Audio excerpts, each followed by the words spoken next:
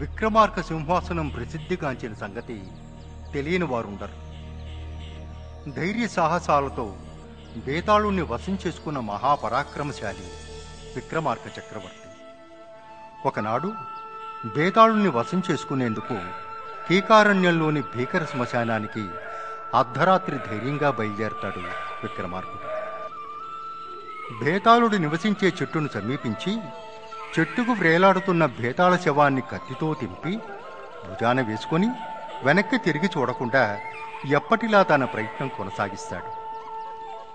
శవంలోని బేతాళుడు రాజా అంటూ ఓ వింత కథను చెప్పడం ప్రారంభిస్తాడు. కథ అంతా విని అర్థం చేసుకుని తాను అడిగే ప్రశ్నలకు సరియైన సమాధానం చెప్పకపోతే నీ తల 1000 వ్రక్కలైపోతుందని ముందుగా హెచ్చరిక చేసి కథ చెప్పడం ప్రారంభిస్తాడు బేతాళుడు. విక్రమార్కుడు వింటూ ముందుకు నడుస్తూ ఉంటాడు.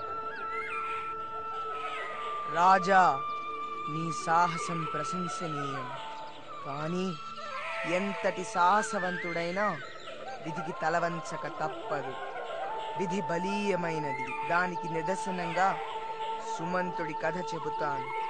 శ్రమ తెలియకుండా విను. సోణపురాన్ని శాంతివర్మ పరిపాలించే రోజులు. ఆయనకు లేక లేక ఒక కుమారుడు జన్మించాడు. అతడే సుమంతుడు. శాంతివర్మ సంతోషానికి అవధుల్లేవు. ఆ సందర్భంలో వచ్చిన గొప్ప జ్యోతిష్యుడు పిల్లవాడి జాతకం చూసి తెల్లముఖం వేశాడు. అది చూసి రాజు వ్యాకులత చెందాడు. క్షమించాలి, విధి బలీయమైనది.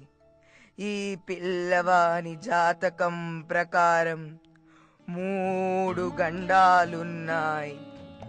1 మొసలి వల్ల గాని, 2 పాము వల్ల గాని, 3 కుక్క వల్ల గాని మరణం ఎలాగైనా సంభవించవచ్చు.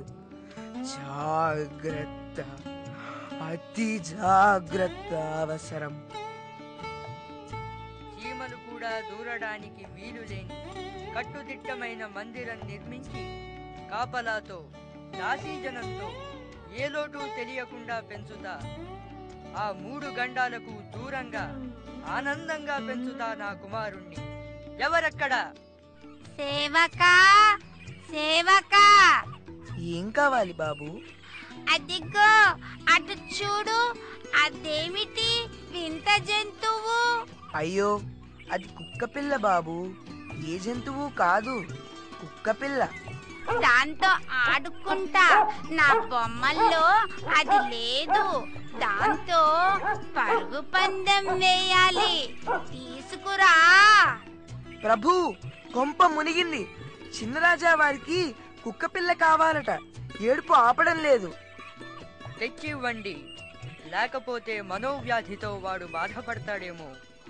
ఎవరి కర్మకెవరు బాధ్యులు. త్వరగా వెళ్ళు, అదెటైనా పారిపోతుందో ఏమో. చిత్తం ప్రభు. హాయ్ బుజ్జిగాడు, ఎంత ముద్దొస్తున్నాడో. ఆకలేస్తోందా? పాలు తాగు బుజ్జి. ఇందా. కొంతకాలం గడిచింది.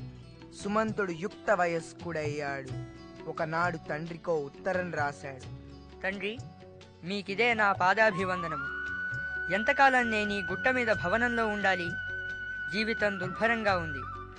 గండాలున్నాయని ఇలా జీవించే కంటే మరణమే మేలు. ఆయుధాలు ఇప్పించండి. భయపడుతూ ఎంతకాలం బ్రతుకుతాం? ఎప్పటికైనా చావు తప్పదు కదా. నేను నా బుజ్జి దేశాలు